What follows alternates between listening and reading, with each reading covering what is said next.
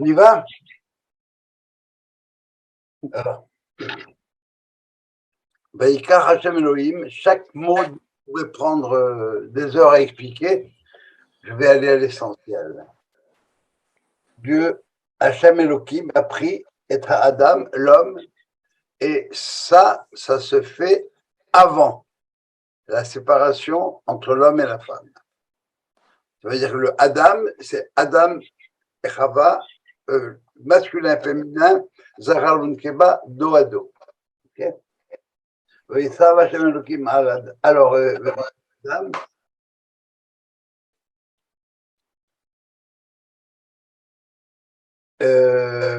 Et Vayanihu Gan Eden. Il a mis dans le jardin d'Éden. L'Erovda ou le Shomra. Pour le travailler, ou le Shomra et le garder. Les Hachamim voient dans les deux termes, l'Erovda ou le Shomra, les deux types de mitzvot qu'on a à faire. L'Erovda pour la travailler, ou le Shomra et pour la garder. L'Erovda, à travailler, ce sont les mitzvot assez, ça tu feras, ça va? Ou le Shomra et la garder, ça veut dire se garder de faire certaines choses et la maintenir dans un certain état pour ne pas qu'elle se détériore. Et ça, c'est les mitzvot, le ta'asé. Si on s'arrête un instant sur ces deux types de mitzvot, l'Erovda ou le Shomra. Quel verset on est, Jo, s'il te plaît? Chapitre 2, verset 15. Pour l'instant, chapitre 2, verset 15. Verset 15. Okay. Ça va? Oui. Alors, ouais. Si on reprend les deux types de mitzvot, ça tu fais pas. Les mitzvot assez, c'est pour me permettre de m'élever, je monte. Quand je prends un loulab, quand je fais une mitzvah particulière, ok, quand je mets les tefilines, je fais quelque chose. Je m'engage dans quelque chose de positif. Je mets mes tefilines aujourd'hui pour montrer que ma avoda, on ne met les tefilines que les jours où on travaille, que ma avoda, c'est une avoda qui va dans le sens de ce que Dieu m'a demandé. C'est dans le sens de l'Erovda, pour faire avancer le monde. D'accord? Ou le Shomra, c'est ça que tu fais pas. Pourquoi? Parce que si tu fais ça, tu vas chuter. Tu vas descendre.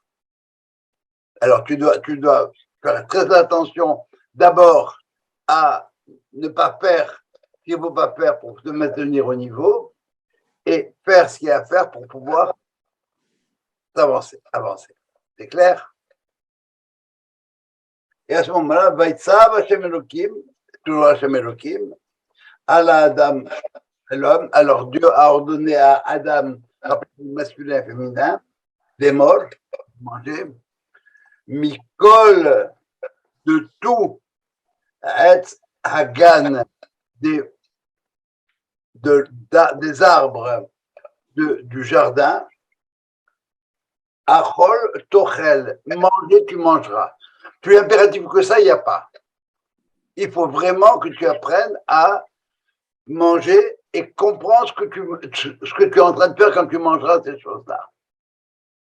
C'est bien clair que le mot le plus important ici, c'est Mikol, de tout arbre qui est dans le Gan Eden, dans le jardin d'Éden.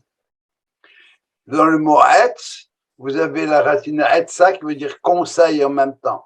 C'est quelque chose que je te donne et je te conseille de. Ça veut dire que c'est dans ce sens-là qu'il faut aller. Verset suivant, Ume'etz hada'at tov vara, et de l'arbre, de la connaissance, bien et mal, tu ne mangeras pas. L'otoral mimenu, tu mangeras pas. Pourquoi? Ki beyom acholcha mimenu, mot tamut. Mourir, tu vas mourir. Alors là, on a un impératif qui est clair. Il faut à la fois manger de tous les arbres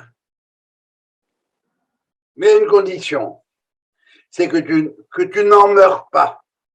Et qu'est-ce qui peut faire que tu vas en mourir? Eh bien, c'est lorsque tu vas arriver à un problème que tu n'arriveras pas à résoudre. C'est quoi le problème de l'homme en général? C'est quoi parmi les problèmes qu'on peut avoir? Il y a différents niveaux. Ok, si je me place à, j'ai deux mitzvot devant moi. Qu'est-ce que je fais d'abord? Tu réalises ou tu fais. Laquelle des deux je fais? C'est le problème de l'ambiguïté. Je ne sais pas ce qui se passe. J'ai un cas de conscience. Si je fais telle opération, je risque de rester sur la table. Mais si je ne fais pas cette telle opération, eh bien, je me reprocherai toute ma vie de ne pas avoir tenté l'impossible. Et ça, c'est un vrai problème moral. Alors, que nous dit le texte ici? Il nous dit le problème, il procède de quoi? C'est du fait que c'est Etz Hada'at Tov Vara, où il y a à la fois le bien et le mal qui sont à l'intérieur. Si je fais l'opération, je risque de mourir. Mais si je ne la fais pas, je risque d'avoir des remords toute ma vie.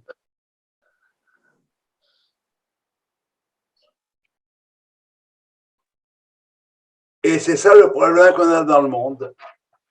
Les Harmim disent, les mitzvot sont faites pour les kabbalistes nous disent, les hotis solettes mais obsolètes.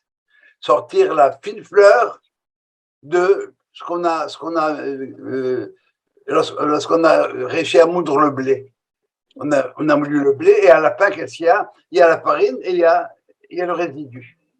Être capable de sortir la farine du résidu. Le blé se présente à moi en ayant à l'intérieur de chaque grain à la fois solette et solette. C'est pas interférer dans le rôle de l'homme à qui on laisse le libre arbitre. Alors, c'est comme si on le dirigeait finalement. Non, mais, tu as le libre arbitre de faire ou de ne pas faire ce que le médecin t'a dit de faire. Tu es libre. Mais moi, le médecin, je te dis, tu es mieux de faire telle et telle chose si tu veux vraiment vivre. Autrement, ben, tu vas rentrer dans un mur. Ça va? Alors, le problème, c'est qu'on vit dans un monde où le bien et le mal sont mélangés. Et notre travail à nous, c'est de savoir qu'est-ce qui est bien, qu'est-ce qui n'est pas bien. Mais tout seul, si je reste tout seul à le savoir, eh bien, je peux me planter. Par contre, si j'ai un guide qui va me dire ça c'est bien, ça c'est mal, ça c'est une paire de manches. Et c'est là que viennent les mitzvot pour me dire voilà, ça c'est dans le sens du bien et ça c'est pas dans le sens du mal. Ça va? Si vous regardez maintenant au verset 25, toujours la même chose. Le verset va nous dire ils étaient tous les deux nus. Bon, les moussarites vous diraient qu'ils étaient nus de mitzvot. Il n'y en avait aucune mitzvah pour leur donner du mérite. Mais on va les prendre au niveau pshat. Ils étaient tous les deux nus, l'homme et sa femme. D'accord? Vélo et Bochel. Et puis, ils n'avaient pas honte. C'est clair? C'est bon? Oui. Le problème, encore une fois, c'est le problème de la conscience. C'est le problème de l'ambiguïté. Et les Chachamim vont donner 3 explications de ce que c'est que cet arbre. En fait, il y en a 4. Qu'est-ce que c'est que cet arbre-là? Alors, il y en a qui vont dire que c'est le blé, l'autre qui vont dire que c'est le raisin, l'autre qui vont dire que c'est la figue. Qu'est-ce qu'on remarque? eh bien, c'est que le blé, ça donne quoi? Ça donne la vodka. Le raisin, ça donne le vin. Et la figue, ça donne la boucha. Ça, c'est Manitou qui le dit. C'est quoi? Ce sont 3 alcools. Lorsque vous avez pris un verre de trop, eh bien, le bien et le mal sont mélangés. On n'est plus dans le même. Ça marche que là? Oui. L'intoxication, c'est ça l'intoxication en fait. Je ne sais plus où je suis. Je ne sais plus ce qui est bien, je ne sais plus ce qui est... Alors, si on passe maintenant au chapitre 3, début du chapitre 3,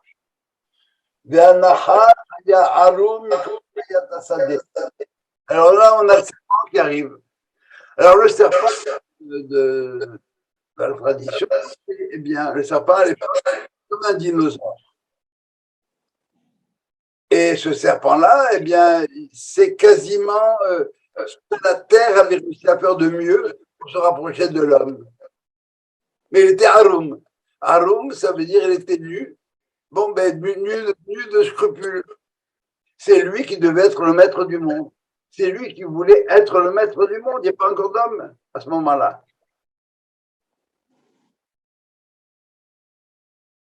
Enfin, il y a des hommes, mais le serpent, c'est l'être de nature qui est le plus sophistiqué. Et on va voir combien. Et cet être de nature, eh bien, veut s'acquérir tous les bienfaits de la nature. Alors, il s'adresse à la femme, au côté féminin. Et c'est vrai que Dieu vous a dit de ne pas manger de tous les arbres du jardin. Vous voyez comment est-ce qu'on commence, comment on commence l'arnaque. C'est vrai que Dieu t'a dit que tu ne manges rien du tout. Et la femme qui va répondre, non, tu te trompes, mon ami. Des fruits du jardin, on va manger. Mais de l'arbre qui est au milieu du jardin, vous avez compris qu'il s'agit de l'arbre de la connaissance du bien et du mal, et en même temps qui est rattaché à l'arbre de vie. Vous ne mangerez pas. Et comme c'est une racine très, très, très, très pointilleuse, elle ajoute un autre interdit. Elle a ajouté une autre barrière. Et vous n'approcherez pas. Vous touchez là-dedans, vous allez mourir. Ah bon? Et à ce moment-là, le Midrash nous dit que le serpent a poussé la femme contre l'arbre. Elle l'a touché. Les deux n'étaient pas morte. Donc, ce que t'a raconté le bon Dieu, ce sont des histoires. Tu vois bien, l'omot tamutun, verset 4. Et pourquoi ça? Et pourquoi est-ce que Dieu vous a ordonné ça? Bien parce qu'il protège son territoire. Qui yodea Elohim, parce que Dieu sait. Qui beyom acholchem, le jour où vous allez manger de cet arbre-là, benifkehu anechem, vos yeux vont s'ouvrir. Vous allez devenir plus smart. Vihitem kelohim, vous serez comme Dieu, Tovara. Et vous serez comme Dieu, vous allez connaître le bien et le mal. Alors, comment est-ce qu'on lit habituellement ce genre de choses-là? Mais Tovara, on lit habituellement, c'est l'arbre de la connaissance du bien et du mal. Et l'erreur qu'on commet, c'est de se dire que Dieu me donne un ordre et si je mange de cet arbre-là, je vais savoir qu'est-ce que c'est que le bien et qu'est-ce que c'est que le mal. Mais c'est complètement faux comme raisonnement. Parce que si j'ai la notion de moi de ce qui est bien et de ce qui est mal, à ce moment-là, je n'ai pas besoin d'un arbre pour me le mettre. Dieu me donne un ordre un ordre, je sais une chose clairement, quoi? C'est que obéir à Dieu, c'est bien, et ne pas obéir à Dieu, c'est mal. Et par conséquent, ce n'est pas après avoir mangé de l'arbre connaissance que je vais savoir qu'est-ce qui est bien, qu'est-ce qui est mal. Faites très attention à cette erreur grossière qui est commise. Manger de l'arbre de la connaissance, c'est pas que moi, je puisse à l'intérieur de moi définir ça c'est bien et ça c'est mal. Autrement, il n'y a pas d'ordre. Tu ne peux pas donner un ordre à un enfant qui vient de naître. Il ne comprend pas ce que c'est que le bien et ce que c'est que le mal. Il sait que téter, c'est tout ce qu'il sait faire. Alors, on va exclure déjà de notre façon de penser le fait que c'est seulement après avoir mangé de l'arbre que je saurai qu'est-ce que c'est que le bien, qu'est-ce que c'est que le mal. Non, pas du tout. C'est d'après le contraire. Après avoir mangé de l'arbre, et à ce moment-là, eh bien, le bien et le mal, ils vont être complètement mélangés. Cette idée est claire? Pas de questions par rapport à ça, vous êtes sûr? Alors, vous aurez le bien et mal.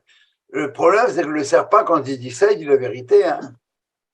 On sait ce que c'est que le bien et le mal maintenant. Ils sont mélangés. Qu'est-ce qui est bien, qu'est-ce qui n'est pas bien? Va terre Aïcha et la femme vit. L'arbre était bon à manger. Ça, c'est le goût physique. Ça va? Je tire un certain plaisir de manger. Je vois cet arbre-là, je vois ce fruit-là, il me tente. Vous êtes dans un verger, et bon, ben vous voyez, elle est magnifique, on a envie de la manger.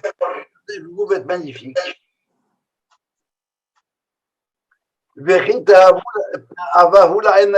Ça, c'est un plaisir pour les yeux.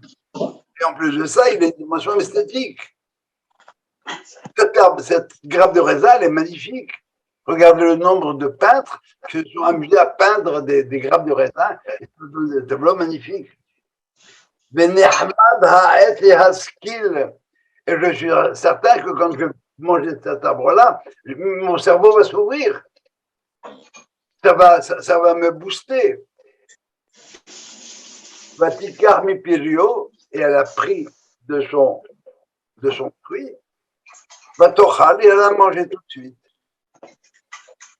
Vous avez vu le baratin que le serpent, il a fait à la femme avant qu'elle ne le mange. Hein. Et qu'est-ce qui se passe maintenant? La femme, elle dit, mon chéri, tu ne veux pas manger de ça? Batiten Gableisha, elle a donné aussi à son mari, sans explication. Aïma, avec elle. Je ne peux pas, je ne peux même pas le voir, mais voir, je ne le vois même pas. Donc, Jacob ne s'entend pas. Ok. Je dis quelque chose, je n'ai pas entendu. J'ai un problème avec mon. Je ne peux même pas vous voir. Tu peux m'entendre? Oui, très bien, j'entends très bien. Voilà, c'est le principal. Parfait. Je peux te dire, j'ai des lunettes, qui part, un pull rouge. Voilà. Et cheveux beaux. Et Vayochal, il a mangé. C'est clair? J'insiste encore qu'elle lui a fait une offre qu'elle ne pouvait pas refuser. La séduction. Par la suite, ça nous expliquera comme quoi, pourquoi Dieu a dit que c'est le mari qui, quelque part, dominera la femme. Mais je dis ça, que je n'aurais pas dû dire. On aurait dû être expliqué. La suite,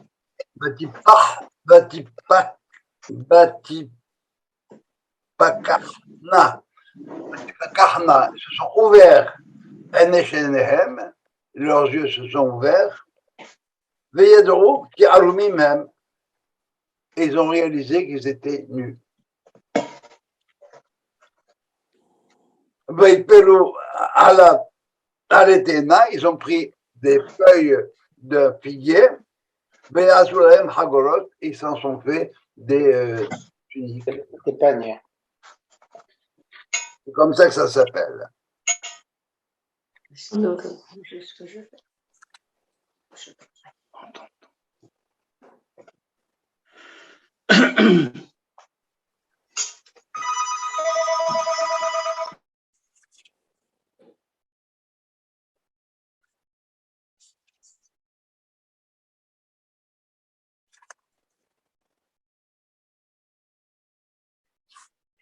Alors, c'est quoi le problème? En quoi réside la faute? Eh bien, c'est que l'homme, dans le jardin, il a deux interdits. Deux mitzvot. La première, c'est de manger de tous les arbres. Et le deuxième, c'est de ne pas manger de l'arbre de la connaissance du bien et mal. Pourquoi? Bien parce que si tu manges de l'arbre de la connaissance du bien et mal, tu peux mourir. Une seconde là, je peux mourir, mais moi j'ai une antidote. C'est quoi l'antidote? Mais c'est l'arbre de la vie. Si je suis capable de manger de l'arbre de la vie qui fait partie des arbres du jardin, à ce moment-là, j'ai mon antidote. Alors je peux à ce moment-là manger de l'arbre de la connaissance du bien et mal sans mourir. C'est quoi l'arbre de la vie? C'est la Torah. Alors ça veut dire quoi manger de tous les arbres du jardin? C'est intégrer en moi de manière quasiment biologique chacune des valeurs qui sont représentées par chacun des arbres du Gan Eden. L'honnêteté, la charité, la justice, ce que vous voudrez. Toutes les valeurs Représenté par des fruits. sont représentées par les Haetz, oui, Peli Haetz, par l'arbre. Haetz, encore une fois, il y a le mot Haetz dedans. Ça veut dire le conseil. Alors voilà, ingurgite-toi tous ces fruits-là, l'un derrière l'autre. Intègre chacune des valeurs pour elle-même. Apprends qu'est-ce que ça veut dire que la charité. Apprends la charité. Et apprends en même temps que la charité, c'est important. Mais si tu fais que la charité, à ce moment-là, tu ne vas être que comme Abraham. Tu vas donner le droit à Dieu de détruire Sodome et Gomorrhe. Tu vas, comme je dis toujours, pardonner à Hitler. On ne veut pas pardonner à Hitler. La rigueur, c'est très bien, mais est-ce que tu vas me condamner pour une petite pécadille? J'ai brûlé un stop parce que les gens enfreignent la loi, tu me coupes la tête? Ça ne marche pas non plus. Alors, une fois que j'ai intégré toutes ces valeurs-là, l'une derrière l'autre, elles vont me mener normalement à la vie. Si j'étais capable de montrer, d'intégrer en même temps l'unité de toutes ces valeurs-là. Et maintenant, qu'est-ce que j'aurais pu? Maintenant que j'ai l'arbre de vie en moi, j'ai la Torah en moi, je sais exactement quoi faire et quoi ne pas faire. Parce que dans la vie, dans les mêmes choses, il y a le fait d'être confronté à ce que j'appelais tout à l'heure le conflit des valeurs, l'ambiguïté. Qu'est-ce qui se passe? C'est clair ça? Alors les Harmim nous disent qu'est-ce qu'il a fait? Qu'est-ce qu'ils ont fait? C'est quoi la faute? C'est qu'ils ont fait Shabbat avant son temps. Une faute d'impatience. Et toutes les fautes sont des fautes d'impatience. On ne peut pas attendre. Le veau d'or, c'est une faute d'impatience. Ça fait 40 jours que Moïse est parti, on n'attendra pas 12 jours de plus. Ouais. Et regardez au niveau personnel, combien d'erreurs on fait parce qu'on est impatient. On ne sait pas attendre. Save la noute, tranquille. Chaque chose en son temps. Mange d'abord de tous les arbres. Et après, tu pourras comprendre dans l'arbre du bien et mal, qu'est-ce qu'il faut exclure et qu'est-ce qu'il ne faut pas exclure. Parce que dans chaque réalité, eh bien, il y a du bon et du mauvais. Pourquoi est-ce qu'on insiste ici, si vous voulez, sur le fait qu'ils étaient nus, cette notion de nudité comme telle? Eh bien, parce qu'en fin de compte, la présence offerte aux yeux, quand je vois quelque chose, je vois la chose de manière extérieure. Il y a absence entre le sujet qui voit et l'objet à connaître. Je vois, mais je ne connais pas encore.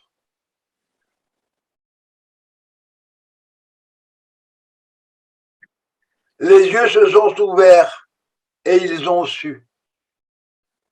Ça veut dire quoi, leurs yeux se sont ouverts et ils ont su? Leur voir est devenu regard. Voir, c'est l'appareil visuel qui fonctionne. Regard, c'est quel regard on pose dessus et qu'est-ce que ça signifie.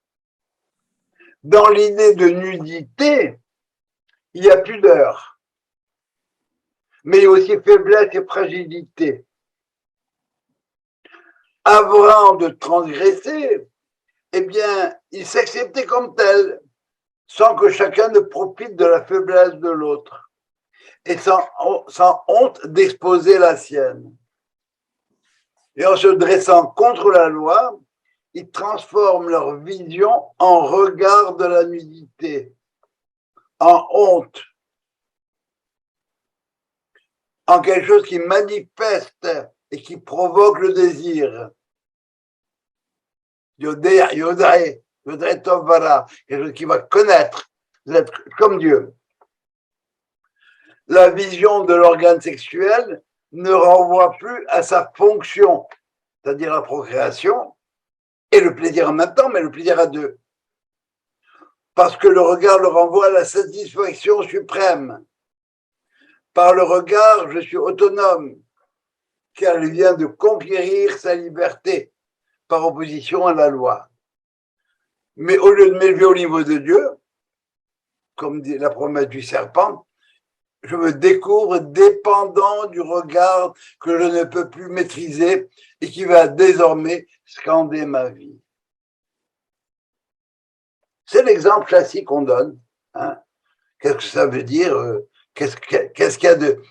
En quoi la sexualité, pour moi, c'est un exemple qui est très parlant du mélange du bien et du mal. Du mélange du bien et mal. Vous verrez souvent des gens parler de l'arbre de la connaissance du bien et du mal. J'espère que j'ai réussi à montrer que c'est faux. Dans la sexualité, eh bien, qu'est-ce que je regarde? Est-ce que je regarde cette personne-là, ce conjoint qui pourrait être, ce qui pourrait être mon conjoint, pour m'aider à développer ce que je veux faire, c'est-à-dire à faire des enfants, à être capable de faire avancer le monde, de faire des toladotes, quelqu'un avec qui je peux avancer dans ma vie, ou bien je me dis, oh là là, bon, vous imaginez toutes les fantaisies qui passent par la tête des individus lorsqu'ils voient le sexe opposé. Et c'est pour ça qu'ici qu'on me parle effectivement de ça n'a pas marché, quoi. Là, je suis nu. Tout à l'heure, je ne l'étais pas, mais maintenant, je le vis. Qu'est-ce qui s'est produit? J'ai vu autre chose. Je n'étais pas hors la loi encore. Et je n'ai pas vu le mal dans l'autre qui était tout nu en face de moi. Bien au contraire. C'est magnifique. Il est exposé, il ne cache rien du tout. Mais à partir du moment où je regarde autrement, eh bien, voilà, si on n'était pas en cours de Torah, j'aurais bien des adjectifs et des adverbes à vous proposer. Alors, qu'est-ce qu'il faut faire maintenant? Alors, Rav dit la chose suivante, c'est pas très compliqué. Il y a des gens qui vont d'abord à l'université et après ils vont à la yeshiva. Et quand ils arrivent à la yeshiva, ils ont un tas de problèmes. Pourquoi? Bien parce que ce qu'ils ont appris à l'université, c'est pas exactement ce qu'on leur raconte à la yeshiva. Par contre, si tu commences par aller à la yeshiva et que tu as appris cette notion de valeur et qu'est-ce qu'il y a derrière toutes ces choses-là, alors là, on peut commencer à parler.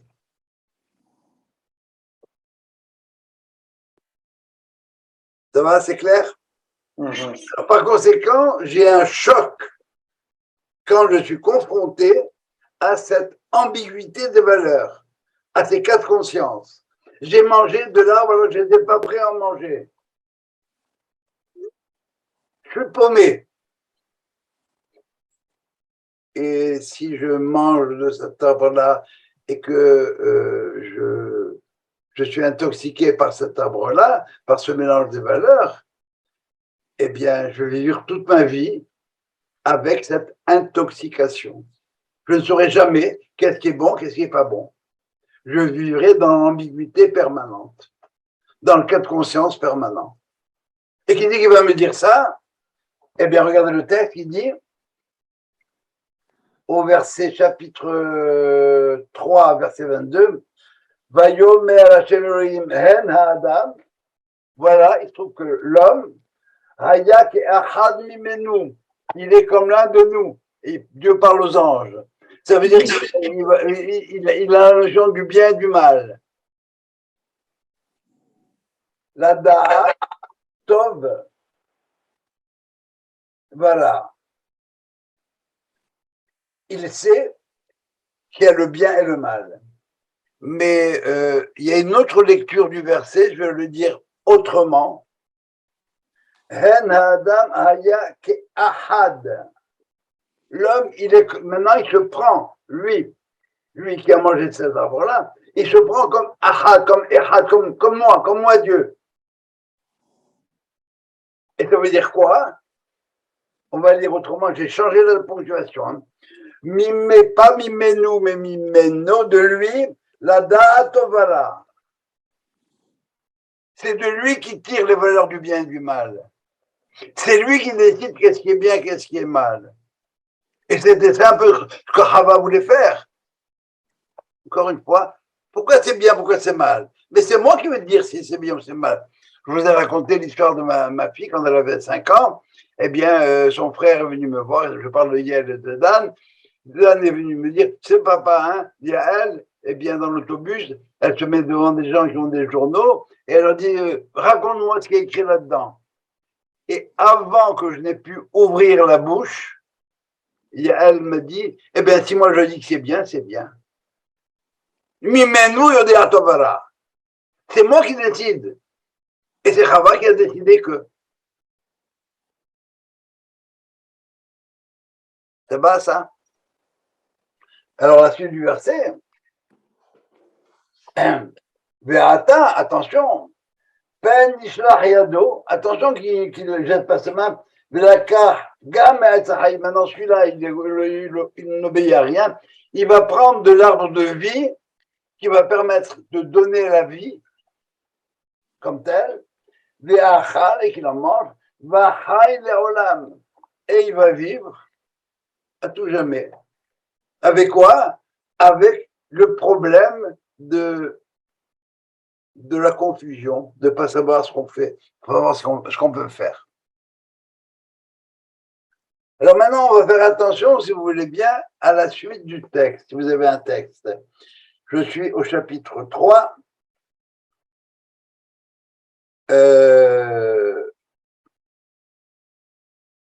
Verset 23. Vaishalechehu Hashem Elohim migan Eden. Faites bien attention à cette phrase-là. Vaishalechehu, Dieu l'a envoyé. Il n'a pas renvoyé. Vaishalechehu, il l'a envoyé. Du Gan Eden. C'est trop dense dans le Gan Eden. Il y a trop de choses là-dedans. Et il l'a envoyé en quoi? Il l'a envoyé en mission. Pour faire quoi? Ce qu'il aurait pu faire en une semaine s'il avait suivi les conseils, ça va lui prendre une éternité, 6000 ans. Pourquoi il l'a envoyé? La avod et adama, pour travailler la terre.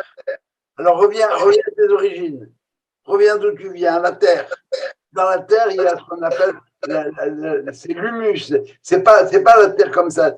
C'est la partie féconde de la terre. C'est l'humus. Ça va? Dans Afar, vous avez le mot péri, qui donne un fruit. Les cendres ne donnent pas de fruits. Mais dans Afar minadama, c'est ce qui, dans la terre, peut être positif. excuse-moi, la Avod et Adama, pour travailler cette terre-là, à Selukar Mishan. Et ensuite, il a envoyé en mission. Vaïgaresh et Adam. Il a renvoyé maintenant l'homme du Gan d'Éden. C'est pas vivable pour lui dans le Gan d'Éden. On ne peut pas fonctionner. C'est pas le Gan d'Éden, c'est pas le jardin d'Éden qu'il faut, c'est la terre. On revient aux origines. Alors maintenant, Vayashken Mikedem le Gan d'Éden. Et il a planté, Dieu a mis à l'est du Gan d'Éden des kérouvim, des chérubins. Des chérubins. Vetlahat Ahere Apecha. Et là, le Torah me rend dans des détails dingues. Avec l'épée, une Hareb qui tourne, hop, qui tourne sur elle-même. Voilà, je prends mon stylo, c'est ça, et là, voilà ce que ça fait.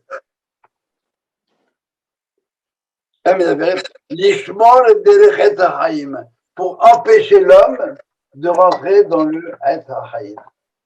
C'est pour notre bien, nous.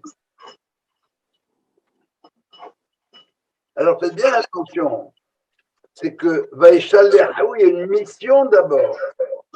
C'est pas une punition, c'est une conséquence. C'est pas puni. Bon, tu n'as pas fait comme il fallait faire, alors voilà maintenant comment il faut que tu fasses. Va travailler la terre.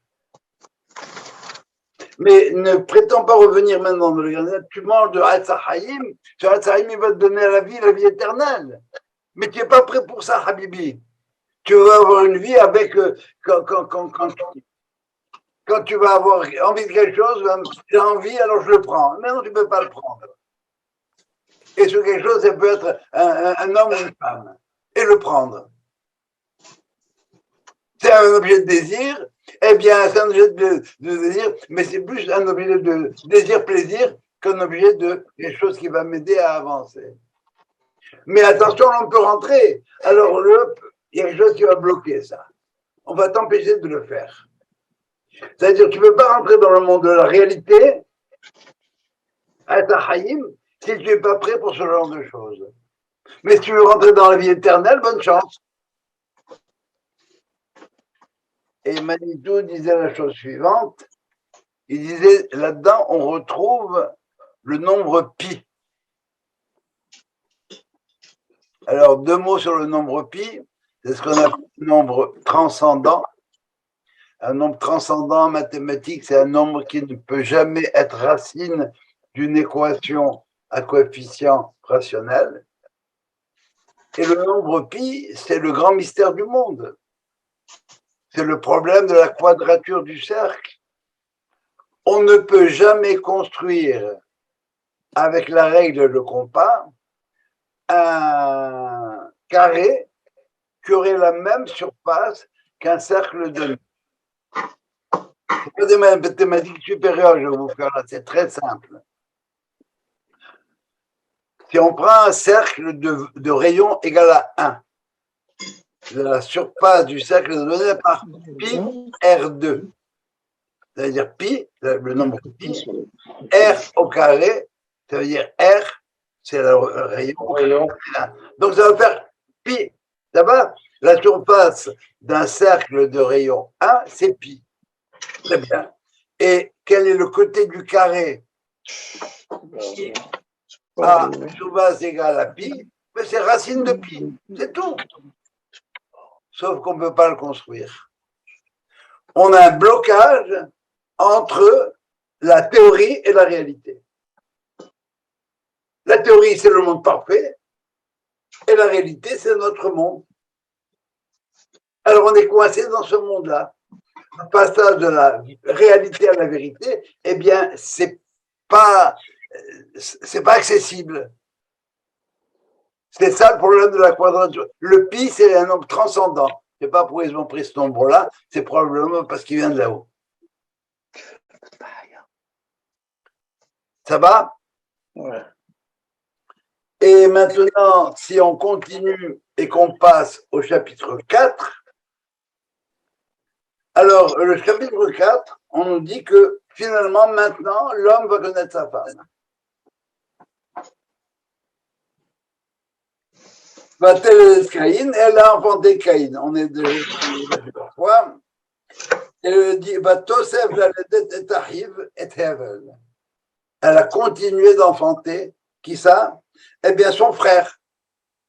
Celui qui va être désigné comme frère, il s'appelle comment? Il s'appelle Abel. Et maintenant, une phrase. Vahi Hebel. Et voilà que Abel était Roetson, était pâtre, il était berger. Des Caïn Haya Oved Adama, alors que Caïn, lui, s'occupait de choses mobilières. Matériel. Immobilier. Ça va? Business. Et comment on lit ça? On lui dit, waouh, c'est sympa, mon vieux. Il y en a un, Caïn, il est Roetson, c'est un berger, mais on a plein de bergers chez nous. Abraham était berger, Jacob était berger, Moïse était berger, David était berger. Donc voilà, c'est un type génial, ce Caïn-là. Pardon, ce Hebel. Sauf que le texte porte Vaï. Et Vaï, ça veut dire la catastrophe, elle est là. C'est que pourquoi il était berger? Pourquoi est-ce que Abel était berger? Parce qu'il ne voulait pas travailler la terre. Pourquoi il ne voulait pas travailler la terre? Parce qu'elle avait été maudite. Et par conséquent, si cette terre est maudite, je ne veux rien avoir à faire. Mais c'est parce qu'on te demande. Dieu t'a dit, va travailler la terre. C'est pour ça qu'on t'a envoyé. Toi, ça, tu ne veux pas. Mais qu'est-ce que ça veut dire une terre maudite? Ça veut dire une terre qui ne donne pas les fruits qu'elle devrait donner. Une terre où, avant que ça ne pousse, tu dois travailler normalement. Bon, si on était dans un monde idéal, si tu veux, la terre naturellement donnerait tout ce qu'il y a à donner comme fruit sans que l'homme ait besoin de travailler par rapport à ça. Or, il se trouve que la terre ayant été maudite, entre guillemets, il faudrait développer en détail ce genre de choses-là, mais là, elle a été maudite parce qu'elle a accepté le sang le meurtre de Caïn. Alors, bon, la terre est maudite. Mais elle était maudite, pourquoi aussi? Parce qu'elle a fait une erreur du même ordre. Dieu avait dit à la terre, fais-moi des arbres fruits. Et elle a fait un arbre qui porte des fruits. La première désobéissance, c'est la terre. Et ça veut dire que chaque être de la création, eh bien, il a sa liberté. La terre y compris. Ça va?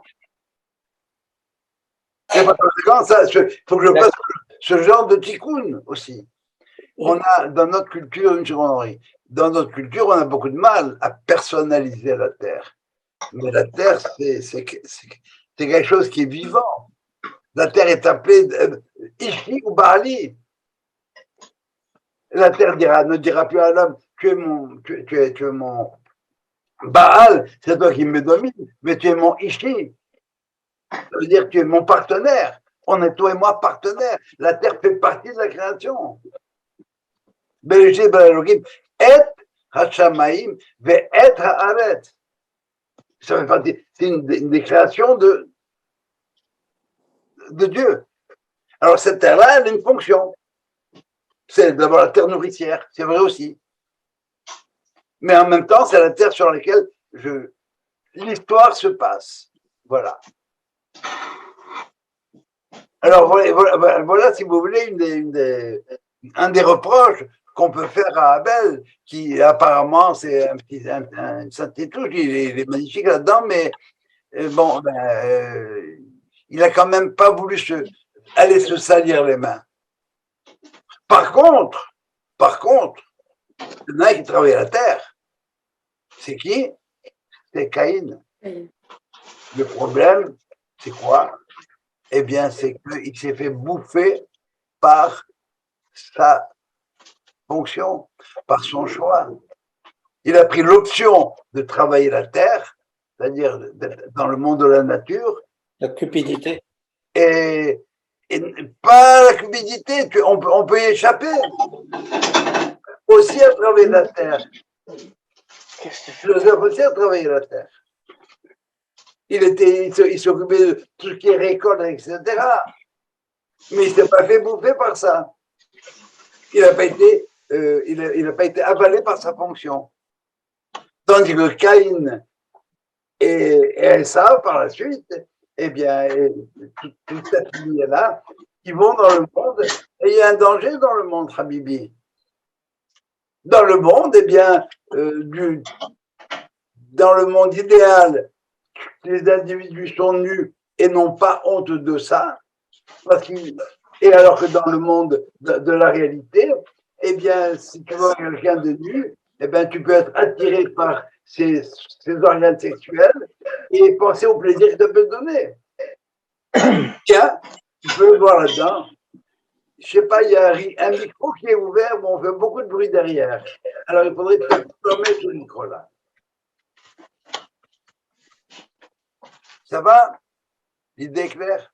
Alors voilà, ce ne sont pas les tzadikim qu'on peut imaginer, mais. Alors voilà comment on peut comprendre, si vous voulez, cette histoire du Haït Tovara. Il fallait en manger, c'est vrai, mais il fallait être prêt pour ça. Voilà ce que je voulais vous dire en gros sur ce chapitre-là. Alors, est-ce que vous auriez des questions? Tu as dit que... Je m'excuse. Vas-y, Brigitte. La faute de l'impatience, ça marque l'histoire de l'homme. Hein? On regarde ce qui vient d'arriver. Ils n'ont pas attendu d'être prêts pour manger l'arbre. Et on va retrouver l'histoire de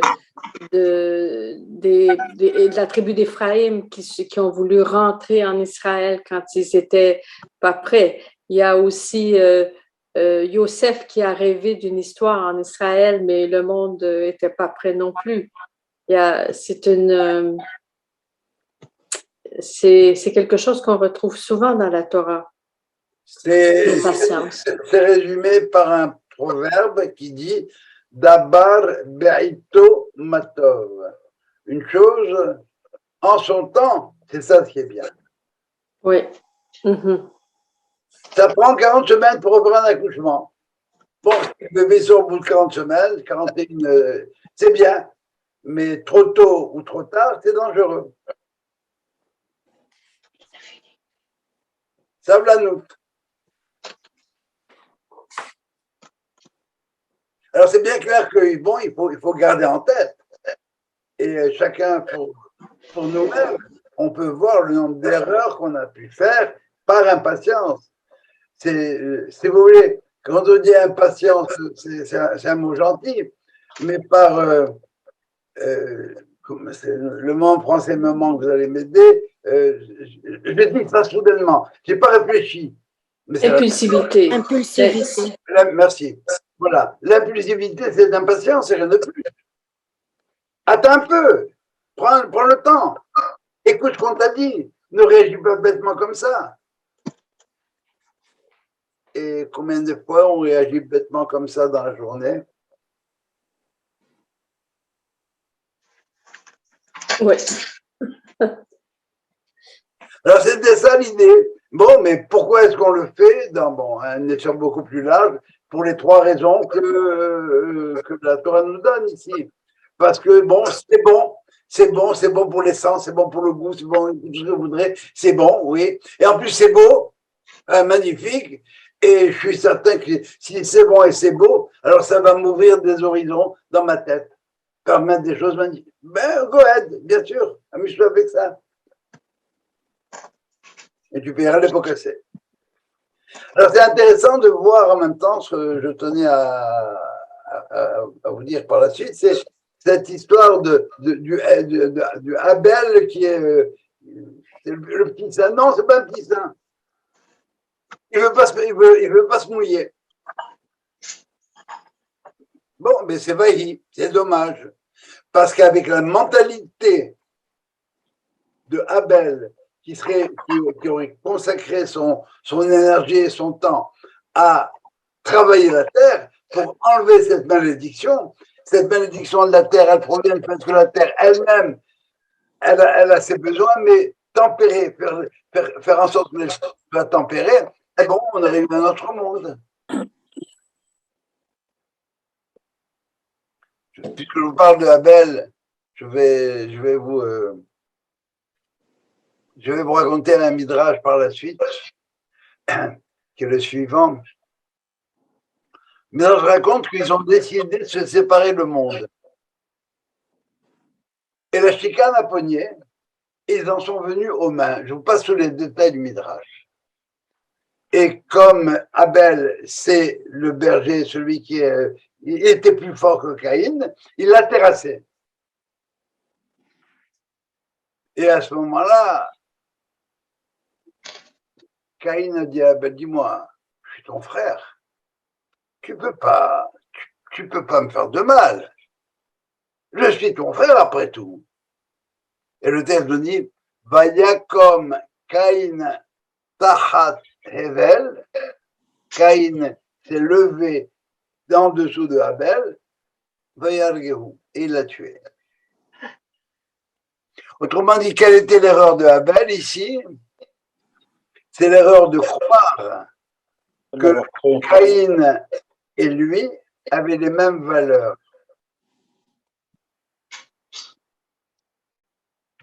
Et c'est un des grands sujets de discorde entre Manitou et Lévinas.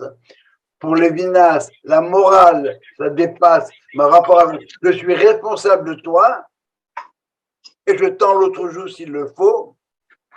Tandis que pour Manitou, c'est Habba le Holger, Hashkem le Holgo. Si quelqu'un vient te tuer, eh bien, lève-toi d'abord et préempte, tue-le d'abord. Et ça explique une phrase qui est très très mal comprise en général, c'est Ve'ahavta lereacha kamocha. Tu aimeras ton prochain pour ton prochain. Le'alacha, tu aimeras pour ton prochain, kamocha, comme toi. Mais il faut bien lire. Tu aimeras pour ton prochain, tu souhaites pour ton prochain, à une condition, c'est qu'il soit kamocha, qu'il ait le même système de valeurs que toi.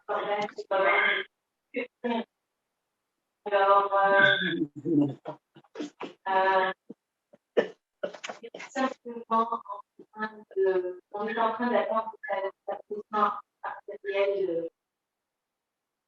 On va attendre une seconde.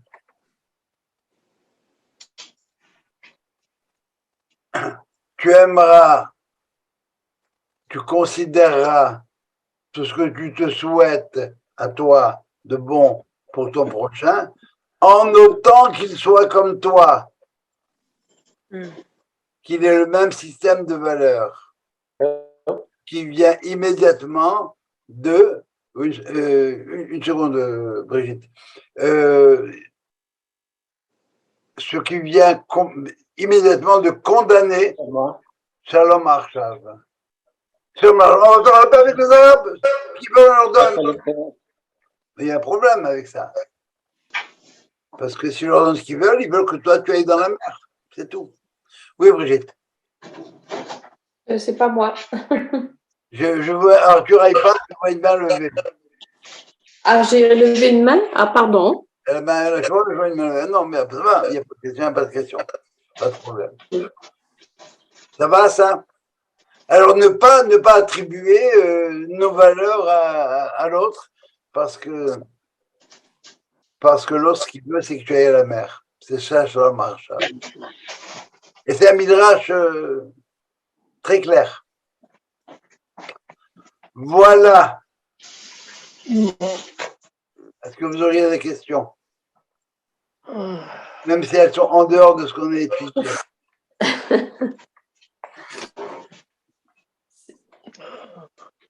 Je vais réécouter ta conférence.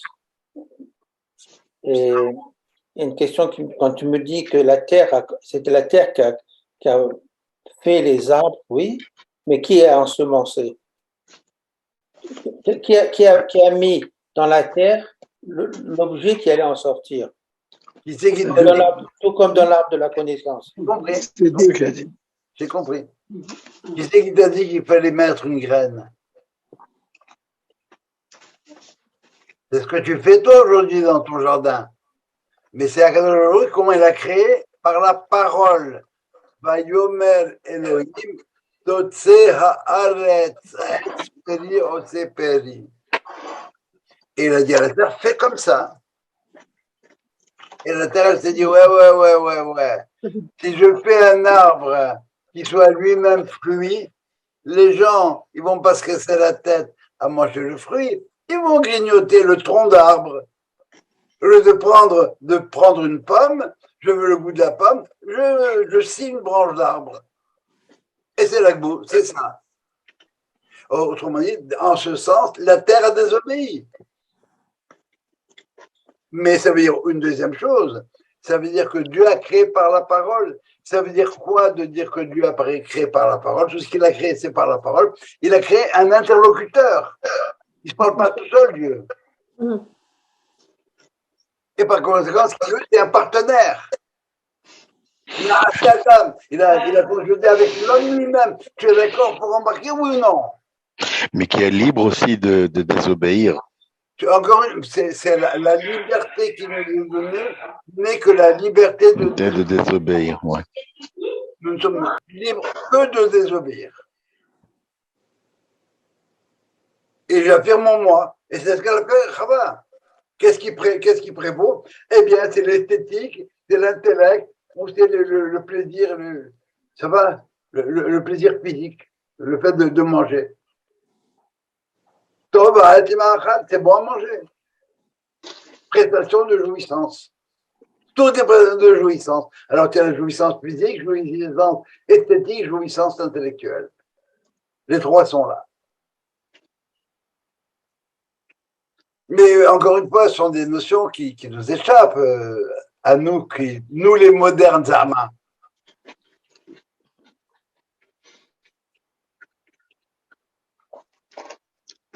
Alors, vous ne parlerez plus de l'arbre de la connaissance du bien et du mal. Le problème de cet arbre, c'est que tout est mélangé, comme dans le monde. Oui. Mais une fois que je sais, qu'est-ce que ça veut dire le chesed, l'amour? J'ai mangé de l'arbre de l'amour. C'est magnifique, l'amour. Mais l'amour poussé à la limite, c'est moi et ma mère. C'est moi et ma sœur. Mais alors, et la Torah va nous dire, une seconde, la Torah va nous dire, pas ta sœur, pourquoi? Qui hasadhu. Il faut des limites. Et c'est ça ce qu'on prie dans la soukha avec Shivaosh Pizin Elaïn. Pourquoi on prie? On prie de ne pas tomber dans les dégâts collatéraux d'un hasad excessif. Oui, Ivan. C'est la notion des mitzvot et des valeurs. J'ai de la difficulté à comprendre que et les mitzvot et les valeurs peuvent nous guider pour réaliser le bien et le mal. Comment est-ce que les mitzvot sont sur le même pied que les valeurs? Alors, il me semble que les mitzvot, c'est quelque chose de très pratique. On fait ce qu'il faut faire, positif, négatif, d'accord. Mais les valeurs, c'est tellement plus vaste, c'est tellement plus... Je ne sais pas, c'est beaucoup plus difficile. Comment est-ce qu'on peut les juxtaposer, les mitzvot et les valeurs? Alors, les valeurs, c'est quelque chose qui est abstrait. C'est ça. Bon, l'amour, la mitzvot de chesed, la générosité, c'est abstrait. Oui. Ça va? Oui. Bon, c'est abstrait, c'est pas dans le monde, c'est dans là-haut. Et comment j'incarne ces valeurs-là, comment j'incarne cette notion de chesed, cette notion de générosité, est-ce que ça va? Je donne tout. Non, tu ne donnes pas tout. Tu donnes tout, tu vas mourir. Tu ne peux pas donner 90% de ton salaire en masse, tu n'as pas le droit. Alors, si tu restes, ça va? Alors, qu'est-ce que c'est que la mitzvot? Ben, c'est l'incarnation des valeurs dans le monde. Ça va? Et ce sont deux plans totalement distincts. Enfin, totalement distincts, non. La mitzvah, c'est l'expression physique de la valeur. La version concrète, pratique C'est ça, c'est de la valeur. plus concret que les valeurs. Ouais. Non, c'est pas plus concret, c'est ça. Quand tu fais de la tzedaka, quand tu donnes, ça va, tu veux du chesed à quelqu'un, quand tu vas à un enterrement, tu es en train de faire une mitzvah, ça s'appelle le chesed shalem, un vrai chesed. Pourquoi? Parce que tu n'attends rien en retour. Mais le chesed, c'est quoi? Eh bien, c'est le fait de vouloir donner. Mais si tu me demandes de te prêter ma voiture, bon, ben, je vais te la prêter par générosité, je suis gentil avec ça. Mais derrière, en arrière de ma tête, c'est que, oh, mais si demain j'ai besoin Je vais demander. de ton ordinateur, tu vas me le prêter aussi, peut-être que ça va. Alors, la valeur, c'est qu'est-ce qui prime, qu'est-ce qui est important, c'est ma relation avec autrui. Chesed, je dois être généreux avec autrui.